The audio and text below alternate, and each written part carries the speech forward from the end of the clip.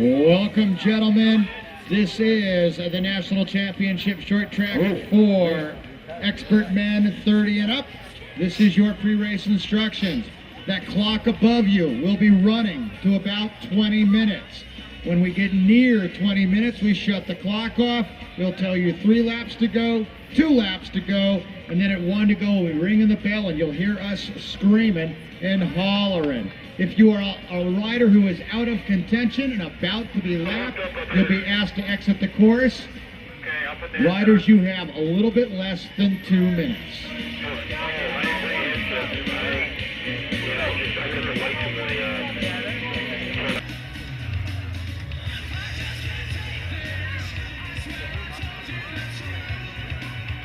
30 seconds, riders, 30 seconds.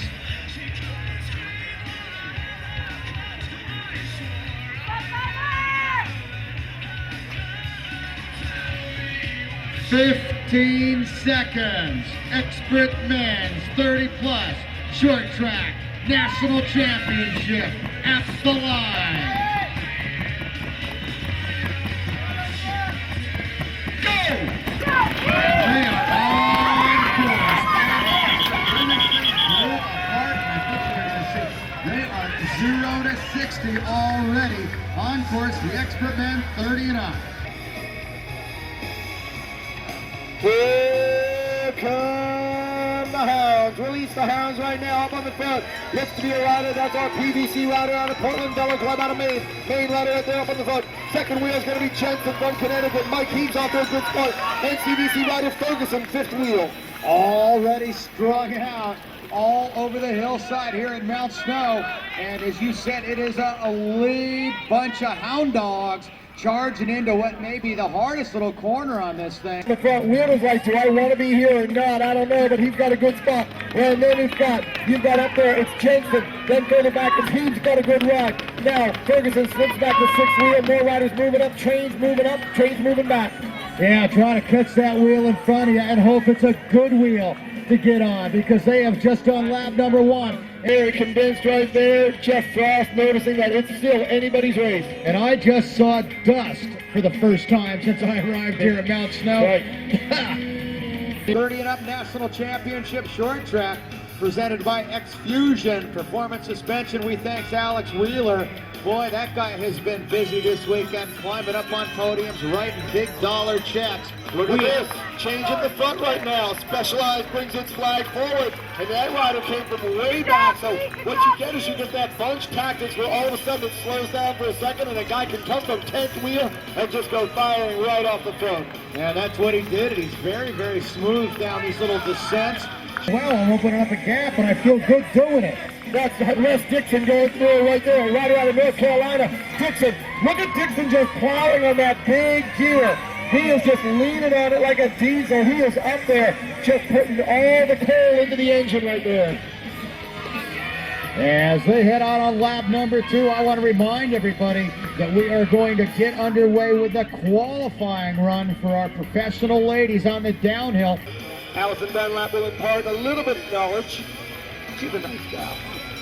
Probably the most humble world champion that I have ever met in my life. Always gracious.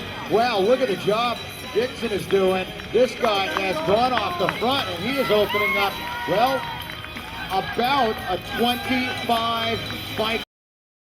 And that is considerable. Nobody else willing to go to the front. There's no Hincappies out there that says, you know what, I'm going to go to the front and pull this thing back together. Dixon on a solo flyer. And Dixon's doing something very smart. He's up in a big gear. What he's doing, he's pushing a big gear. When you're on the front alone, you don't need to be in that lighter gear to be able to go with the surges and attacks. He's plowing away on a bigger gear. That's keeping his heart rate about 10 beats lower. If you're back in this group, you got to be in a lighter gear so you can go with accelerations. And there is an acceleration by Wheeldon, followed by Jensen. Then there's Ferguson, and then it's Heath. Gunsalas is moving up. He's a very good brilliant class rider out of New England. And we'll see if he starts to maybe have a factor, play a factor in this race. Meanwhile, it is Dixon. Dixon running that 70s facial here. You gotta love it. Now, already your buddy from New Jersey, Greg Ferguson, also moving up. Picked a couple more places off. So this guy, some of these guys are running high octane fuel, some of them running diesel. They warm up a little bit slower, but once it's warmed up, it's in overdrive. and Chuck Ross is the guy, the rider out of California. We lined him up in the back row, and you know, Larry, when you're on the back row like that, you got to take a few laps to just get through the traffic. So Chuck Ross looks like he is worthy for battle to go up there against Dixon. He is the second wheel right now and opening up a little margin on that East Coast group of guys. We'll see how it looks on the way back down here at Mt.Snow. Back row, the surge off the front. You're sitting in row number 4 in the staging process going, oh man, I am really going to have to kill myself, absolutely bury it. I think I better settle this pace down a little bit, maybe catch a wheel, see if I can get a little bit of recovery. But this is the point of these short track cross-country racers where you find out whether or not you have recovered from your big cross-country event. There goes Ross, now wheeling trying to get there. I'm starting to like the chances of Ferguson. He's a teaser. He had a very good opening to this race, and Ferguson is a rider that gets better as the race goes on. He's been second here before. He wants to score a win. Unbelievable. This final day of the 2007 USA Cycling National Championships is presented by X-Fusion Performance Suspension, Kenda Tires and Tubes, and Shimano. And speaking of Shimano, coming up today, maybe my favorite event of the entire weekend, and I am talking about Shimano Kids Racing. It is free. It is always fun, and that's when we give Frosty the microphone, and he stays down there. We'll get many of our pro riders out there rolling around. It is free. If you want to sign your kids up and take them over to registration, you just need a bike, a helmet, and a mom and dad to get them hooked up. This is all coming back together. This is all coming back together. And I think we're going to have, in the second 10 minutes, a new race. Yeah, well, here is an absolute reconsolidation of your lead 7 riders. This thing right now, Dixon is right there, Meldon is right there, 6 riders, 7 riders, Ferguson jumping onto the back of the train, and I can almost predict that the winner will come out of that. The rest of these guys, they are going to really have to use energy if they want to bridge that roughly 10-second split in the front. Fergie might be able to deliver something with about 3 to go. Watch for Ferguson to make a big diesel effort. But now here comes another effort at the front. Ross goes back to the front. Dixon is right there again. Wheeldon right there. Gunsliss riding on that wheel. Then it's Ferguson. Then Picolat. Then you've got that rider. That is Jeff Dickey of MTB. It's an East Coast SmackDown now. Look at this. Mike Heath researching for visitpa.com. Oregon brings Oregon rider from Visit. Let me get the word visit right out of my nomenclature. It's River City, not Visit City. River City Cycles. Visit Shop. River City Cycles. The max wheel, so Come on, Fergie! this is a good one. This is a if somebody's trying to sell it, they only get on eBay, look for it. Working together, not take any cat and mouse games. They need to be a little bit organized out there and see if they can just keep tapping out good hard rhythms and maybe potentially pull it back. But you still have 7 riders at the front, and look at the caboose. Maybe the freshest man in this field, Greg Ferguson. You know, at this point, I don't know, sometimes it is nice to be that lead dog. You're establishing the tempo and the rhythm. You're maybe the one that is creating your own heart rate, setting the pace. There again, 7 riders. There is your lead rider. The 30-plus Masters guys, they know. They've been in that, what Muhammad Ali said, it's a purple room with alligators playing saxophones. He goes, I've been in that room, I know how to get out. And it is a crazy room. A lot of younger riders, less experienced riders get into that room and they panic and they run out of it.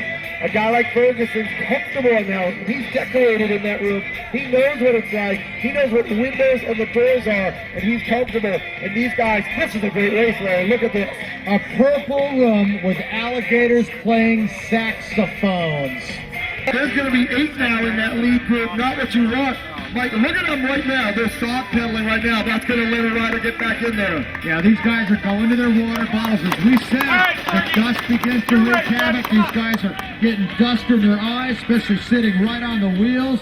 They are beginning to become very, very thirsty out there. Some guys will do short track without water bottles, thinking they can last 25 minutes, not want to carry the extra weight. Today, it will come back to haunt them. The young men, 19 to 29 at 11:30. Also at 11:30, the pro women's downhill qualifier. They'll be followed by the pro men, and then the semi-pro national championship for the downhillers at 1 o'clock. I gotta say thank you to everybody here at Mt.Snow. This is not bad racing, this is smart racing. Ross looking over his shoulder, Wheeler checking off. Nikolai right there, just joining him right up there at the front. We've got, that's going to be Harrington. Then look at this, Mike Heave's going to join the fray. Mike Heave will make it across, and here comes the rider from River City. He may get there too. You figure out what did you hit, what did you miss, what is working, what's not working, and then they come down right here through. When you see them in the finish line, they're doing inventory. But here it is, game on. Ross goes back to the front. Dunkless responds, wheeled in his air, Peacock, and there is Ferguson. These guys are all carrying heavy musket rifles out there with bayonets, and so far they have been clubbing themselves with the butt of the rifles. They have been stabbing each other with the bayonets. Harry Roper in a little bit of bother right now. He's struggling a little bit right there on this course right now.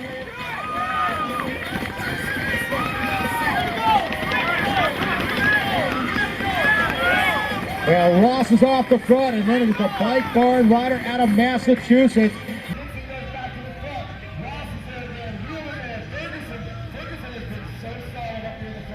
Wow, what a race by Dixon. That is pretty amazing. 2 or 3 laps, flyer off the front by himself. Realized it wasn't going to stick. He went back to get a punch. We haven't called his name now for about 7 laps. But one more time as we get ready to wind this thing down. Or up, depending on which way you're looking at it. Here is rider at the front. Look over his shoulder. Who's coming with you? 2 laps to go. 2 to go, 2 to go, 2 laps to go, riders, 2 to go. And very tough time right there with Perry. To his front, now Ferguson goes to the front. Dixon might not be in a price for that. Yeah, Dixon is paying a heavy price right now.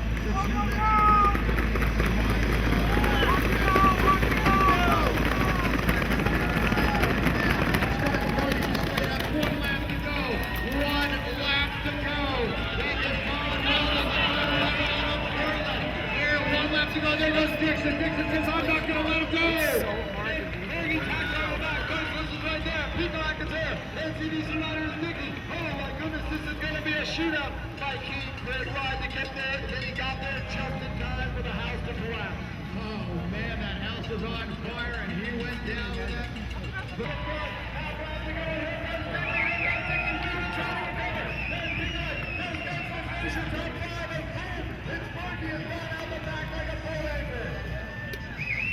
Well, it's going to come down to who can be quickest around these final couple of corners.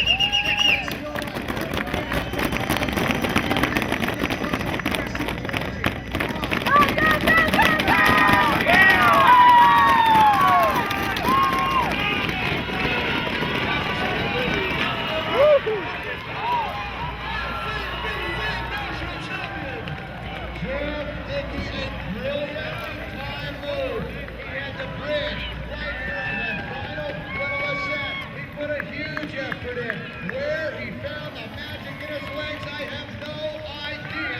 What an expert short track. Mt.Snow, give it up for the expert man, 30 plus.